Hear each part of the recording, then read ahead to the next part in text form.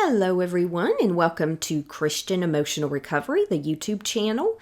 And I'm your host, Rachel Leroy. And today we are going to talk about how trauma impacts chronic illness. And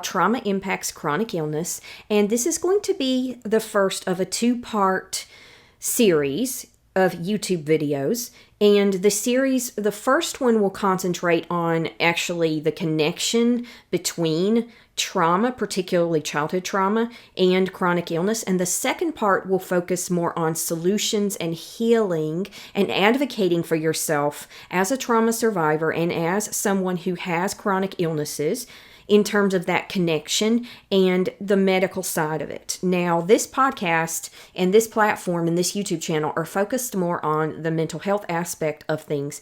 But as you know by now, if you've listened to any of the videos or the podcasts, this channel is strongly engaged in the science behind things, and that includes the body somatic healing aspect of healing trauma. And so we can't address the somatic aspect of it without talking about chronic illness, because most people who are trauma survivors, whether it's PTSD or complex trauma, CPTSD, we usually have chronic illness. So I'm going to do a voiceover, and I'm going to use some visuals from the articles to help us go over the connection between chronic illness and trauma. And this is such a complex topic, it could go on for hours, but I'm actually going to try to keep this very brief. And maybe at some point I'll do it more in depth. But, I just want you to see some of the basic science behind it, just the logical connection between what is called adverse childhood experiences. And keep in mind that these experiences can also be done and had in adulthood. And so if I talk about childhood experiences, you can also relate it to your adult experiences if that's been more where your trauma cycles have occurred. So keep that in mind, okay? And so this is the first part, which is how trauma affects chronic illness, the connection between trauma and chronic illness. And that's part one, and we'll talk about that actual connection. And then in part two, for the YouTube video that'll be released in a couple of weeks, we'll talk about how trauma impacts chronic illness part two. And that will be more about the solutions, about the healing work, about how that connects to helping you heal chronic illness, and about taking care of your health and about being your own health advocate. So this is not a health-based podcast, but since we're whole human beings and a holistic approach is the only way to heal, and healing is in the body, and that's what a lot of this platform discusses, it makes sense to also talk about the connection between chronic illness and trauma. So that's what we're going to do, and how you can be an advocate for yourself. Just some basic connections and then basic solutions to that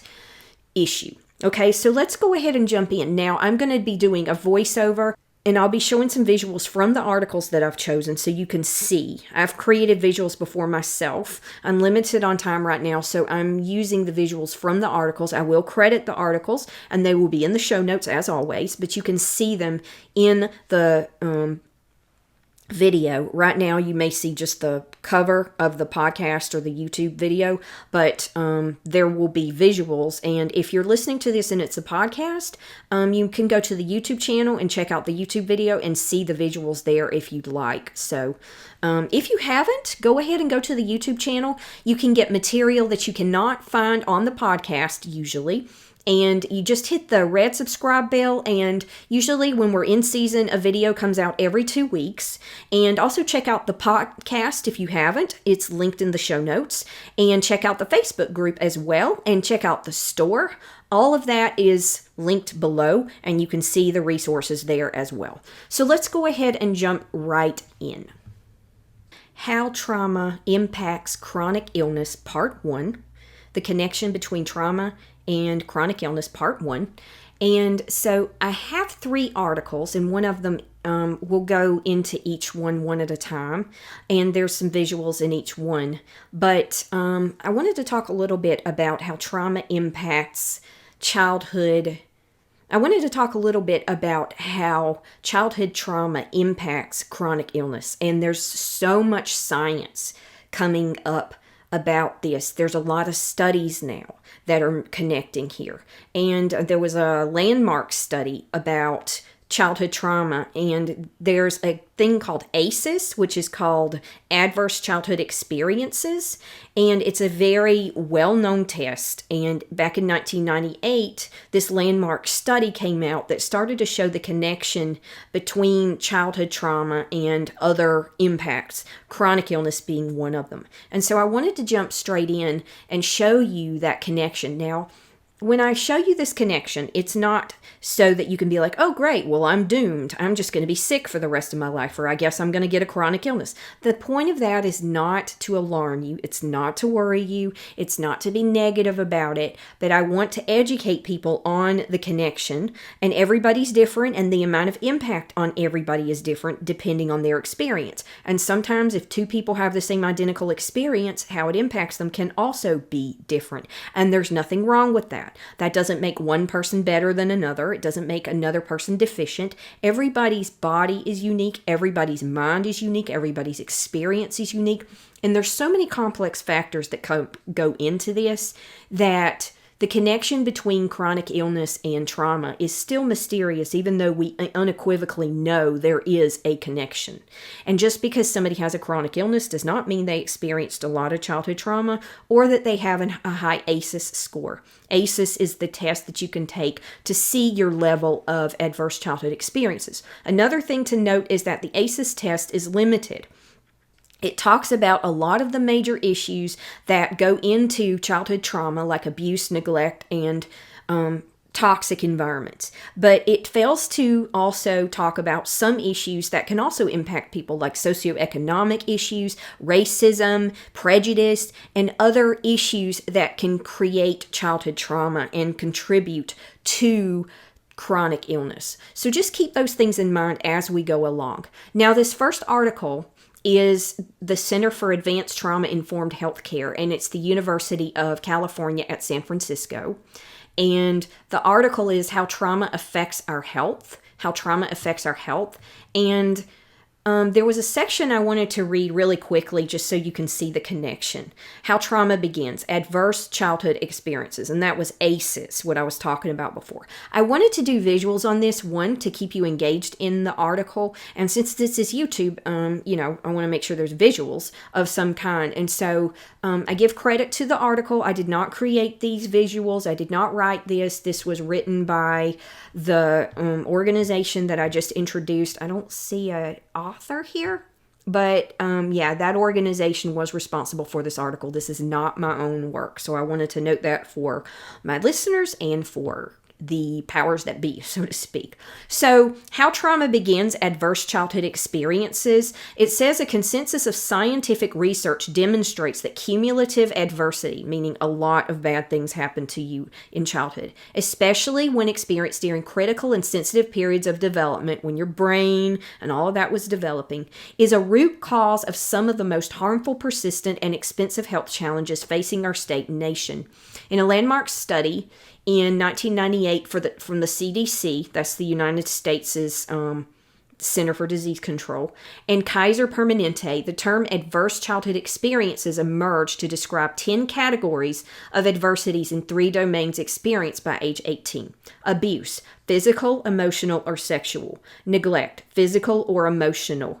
Household challenges, growing up with a household, incarceration, mental illness, substance dependence, parental separation or divorce, or intimate partner violence. And those are among others that are not listed in this group. There are other forms of abuse, neglect, and household challenges, aka an unhealthy and sometimes toxic environment. And it says ACEs, without adequate buffering, factors such as the presence of highly attentive parent or adult can cause, quote, toxic stress, a type of stress that is so severe or prolonged that it has lasting, damaging impacts on the body and mind that are detectable as early as infancy. Sucks, right? But that's the reality of it. And this is what I wanted to show you was the visual here. Key research findings about ACEs. People that have high ACEs scores are 1.4 times as likely to have diabetes, 2 to 2 and a third as likely to have a stroke, cancer, or heart disease, 3 times more likely to smoke, 3.2 is likely to have chronic low CPSD and stuff like that, chronic lower respiratory disease, 5 times as likely to have major depression. A lot of us can understand that. I do. 10 times more likely to experience problematic drug abuse or misuse, 37.5 times as likely to attempt suicide. Now, these statistics are not meant to scare you, and that does not mean you'll ever get any of these conditions, and definitely not all of them. It's just to show you that there is an inevitable connection between certain chronic conditions and prolonged stress, toxic environments, adverse childhood experiences, aka that can all accumulate. Now, having one minor experience is not going to do that. Having 1 or 2 points on your ACEs score is not going to do that. But prolonged trauma and a high score will contribute to these health conditions. And why is that? Because your body is in fight or flight. And when you get stressed, your body releases cortisol. And cortisol is there to help you to run or to defend yourself or to fight. Exactly, fight or flight. But when you're a child, you shouldn't be in that mode all the time. And so the high cortisol in the body stresses out your body. Your hormones are firing all the time. You've got too much cortisol and too many other things in your body you don't need. And your body's not able to be as resilient because it gets tired. And then it gets stuck in that mode because it becomes a habit. And that contributes over the long term to these conditions because, for example, cortisol doesn't help the sugar balance in your body. It affects the functioning of your organs. It affects how your brain is structured. So all those things are interconnected and connect to chronic illness. It can actually happen as early as infancy. I won't go through all that, but it does affect you starting in childhood and then into adulthood. And I wanted to read this little section here. Trauma in adulthood is also common and linked with many of the same physical and psychological illnesses as childhood trauma. More than 1/3 of women in America experiencing stalking, physical violence, and or rape from intimate partner violence, IPV, during their lifetime. That's scary. Both adult women and men can experience trauma from chronic illness, physical accidents, death of a loved one, interpersonal violence, emotional abuse, financial hardships, and more. So again, this isn't to focus on the negative, but it's not just trauma that occurs in childhood. Childhood trauma can wire somebody to be more likely to have chronic illness. Now keep in mind that a lot of chronic illnesses can be hereditary and based on childhood ACEs scores. It's not that simple. There are so many other factors that go in, but that's one of the highest contributing factors that can turn off or turn on that propensity or that tendency for that chronic illness to manifest. Does that make sense? And so there's a lot of complex factors that go into this. And keep in mind, too, that some people may have a good childhood and then have a lot of traumatic events in their adulthood, and that impacts their chronic illness tendencies as well. So it can be both or neither or one or the other. Some people may also have a rough childhood and then maybe they marry a wonderful person and things look up for them, but they still have to deal with the impacts of that chronic childhood adversity, even when they're an adult and maybe things have looked up and gotten better for them. Okay, so there's another article here, and I wanted to this one goes on forever, but it's called Adverse Childhood Experiences and Chronic Illness, and it's Chronic Illness Trauma Studies, and I'm going to use an article from this source in the next video, the second part, that talks more about the solutions, how adversity shapes health and why it's not in your head. I love that. I love that phrase. But there's a bunch of resources here, a bunch of visuals. It talks about your ACEs score. There's a lot of resources here, so if you're interested, you can look at those. I usually read most of the articles verbatim that I put on here. I'll be honest, I have not read all this, so take it with a grain of salt. This is a good resource. It also looks like this is a good organization that does a lot of work to help people heal trauma. So I wanted you to see the connection between adverse childhood experiences and chronic illness in terms of what are the types of adverse experiences that the 10 areas of trauma. The other one only listed 3. So here they are. The ACEs. Psychological abuse, physical abuse, sexual abuse, emotional abuse, physical neglect, loss of a parent for any reason, not just death. It could be abandonment, incarceration, and so on. Mother treated violently. I would argue it could be the other way around too. And the other one said that women can deal with stalking and sexual assault. Men can too. So that's another thing. Substance abuse in household, mental illness in household, and criminal behavior in the household. So those are some of the things. Definitely not all of them.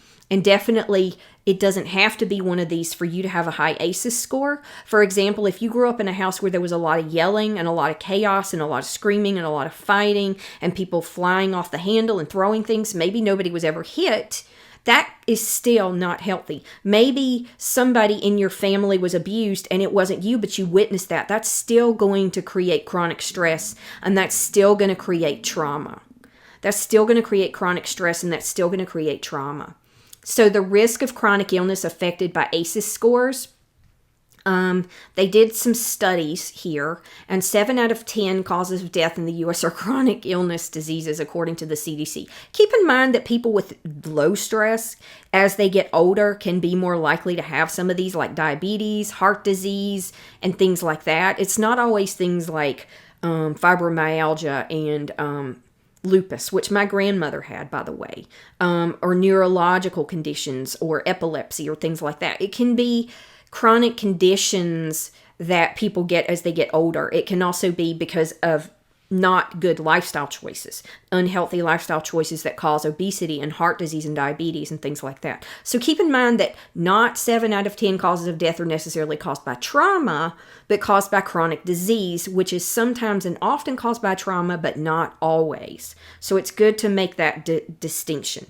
1 in 4 people have 2 or more chronic health conditions, and nearly 1 child in 10 is limited by a chronic disease. And it shows a chart here: lung disease, heart disease, any cancer, diabetes, and the ACEs score and how it can impact it. So it does increase the risk. But keep in mind, and we'll talk about this in the follow-up in part 2 in a couple of weeks, that there are things you can do to drastically push back and to change that statistic and push it back in your favor through healing in the body, healing your trauma. It's not just about living a better life. It's also about living a healthy life and a longer healthy life and a happy life. And so healthy eating, drinking lots of water, getting sunshine, getting some exercise, even if it's a 20-minute walk a day, stretching, meditating, praying, having a good social network, having a healthy relationship with God, healing your bitterness and your anger and your hurt and your chronic stresses through the body work as well as the mind work are all ways you can push back against this. So keep that in mind as we go along as well. Chronic diseases, it says, like childhood trauma, are difficult to see by looking at the person. And then it just goes on and talks about the connection between autoimmune, for example, and chronic disease. Autoimmune is one category of chronic illness and one of the main ones that people think about. And that's things like fibromyalgia, lupus, I'm sorry, I just don't have a lot of them coming to my head right now. Diabetes, rheumatoid arthritis, they're listed down here. But it shows the connection. The risk for autoimmune disease increases with ACEs score of only 2. That's insane. That's not even that high. So who in the heck doesn't have some kind of traumatic event happen, or some mean person in their life, or some bullying, or one of these factors? It's almost impossible for somebody not to have something of these, even with the best childhood. So don't think that even people who had good childhoods got out completely unscathed, because they didn't. We've all had experiences that are traumatic as children that have impacted our wiring. So I'm not invalidating the experiences of people who have had fewer ACEs experiences, but I'm also not saying that if you have higher ones that the other people, like, there's no comparison here. Everybody is different, everybody's wired different, and how things impact people is different as well, and that's okay. It doesn't mean anybody's better than anybody else or is stronger than anybody else, but there are some people that are wired more sensitively naturally, and I'm one of those, and they're called HSPs, highly sensitive people or persons. And this is not something that's made up. It's not some politically correct term. You can look it up as a scientific term. And there's a theory that it's a fact that it's real, but they're not really sure exactly how much of the population is like this. But it's like 25 to 30% of the population is highly sensitive. Their neurological system is just more receptive to the things that are going on. And so light and sound and trauma and noise and things like that can impact you more. You get overwhelmed more easily. But that's also an evolutionary trait to keep the tribe safe, because you are the one that would know that there's a saber-toothed tiger lurking in the bushes. You are the one that kept your tribe safe. So it's a mixed bag. Plus, sensitive people have a lot of gifts like empathy and artistic gifts, and they're just more aware of what's going on with people. They're more attuned to people's emotions and stuff. So there's both sides of that. But highly sensitive people, I believe, I don't know if there's any science to back this up, I think are more prone to autoimmune diseases and more prone to having chronic illnesses if they have a high ACEs score, because that veil between the outside world and their neurological system, their neural network, their soul even, it's all connected, right, is thinner. Okay, so sometimes they have to set more boundaries to protect themselves, and that's okay, because God made you that way, and in order to thrive, you've got to do what you need to do within reason to thrive. So this risk for autoimmune disease is higher. Risk for the 80 or more types of autoimmune disease increases as ACEs scores rise. Like I said, there are ways you can push back, there's ways you can heal, living a healthy lifestyle, having a good mindset now, taking care of yourself, treating your symptoms, getting to the root of your chronic illness, and trying some conventional and unconventional medicine to help you heal are all ways you can push back. So, it might be acupuncture or meditation or yoga. If you don't believe that those things are something you should do, then don't do them. There are other things you can do, like healthy eating and stretching and walking and deep breathing. There are so many things that can bring that down and help you heal, as well as doing the healing work itself. And it talks about chronic fatigue and fibromyalgia. And there are some fact sheets here that you can get from this organization. These are just the covers for them. But I just wanted you to see the connection between the ACEs score, childhood trauma, and this also goes into adult trauma that can contribute to chronic illness. So recognizing the symptoms of chronic illness, of trauma, and impact on that, the finding of the ACE study reflect patterns commonly seen in trauma of all kinds. These effects are not limited to PTSD, but also include very real physiological, biochemical, and nervous system patterns that underlie chronic illness of all kinds. And then it just gives you more resources here. The delay between trauma and symptom onset can also be a thing, because your body is more resilient when you're younger, and as you get older, it catches up with you. There's also people that will they're high functioning, and they try to deal with all this stuff, and one day they just have a nervous breakdown or a panic attack out of nowhere, and they don't even know where it comes from, because this stuff just builds up and builds up and builds up and builds up, and they stuff it and stuff it and stuff it. It's not that they're doing it on purpose, but they're coping, And then it just comes to the surface one day because it has nowhere else to go. And that can happen in an emotional way, in a physical way. And when your body tells you something's wrong, you cannot ignore it. Listen to your body. Listen we'll talk about this more in the next episode, but listen to the cues that your body is giving you. As you learn warning signs before you get a full-fledged flare-up of something, you'll be able to pick up on warning signs and slow down, or start taking a supplement, or change your diet, or do some healing work, but intervening in every way that you can to cut down on or even prevent a flare-up of some kind if you have a chronic illness. So there's a delay here, and that's something to think about as well. And those effects can add up over time, and it's multi-generational, and it shows the increased risk of that, the portion of a problem linked to an ACE, an adverse childhood experience, and it shows you the statistics here on just different things. I'm not going to read all those out loud, but I wanted you to see the connection between trauma and childhood, between childhood trauma and chronic illness, because there's science after science after science, and all the systems in the body are involved in that. There's a third article, Are Childhood Trauma and Chronic Illness Connected? And they definitely are. So in this Healthline article, this is Healthline, and this is an article written by Kirsten Schultz. This is Kirsten Schultz who wrote this. And a closer look at ACEs. I wanted to go straight to the third paragraph. It says, another study examining trauma-informed care for survivors of childhood trauma found that those with higher ACE scores may also have a higher risk for autoimmune, same thing that the other article said, so it corroborates, such as rheumatoid arthritis, as well as frequent headaches, insomnia, depression, and anxiety, among others. There is also evidence that exposure to traumatic, toxic stress can trigger changes in the immune system. So it does impact the immune system, which is connected to autoimmune. That causes, chronic stress causes inflammation in the body, and inflammation in the body causes all kinds of chronic illnesses. And so having an anti-inflammatory diet, lowering your stress levels, taking supplements that can help you with inflammation, all of those can help. And we'll talk about that, like I said, in the next one. So it says the theory is that extreme emotional stress is a catalyst for a number of physical changes within the body. PTSD is a good example of this theory in action. And I won't keep reading, but that gives you a little bit more. What the research says is recent research outside of that CDC Kaiser study. See, they keep using that in every article because it's so impactful. It's so well researched and so respected. It's established science.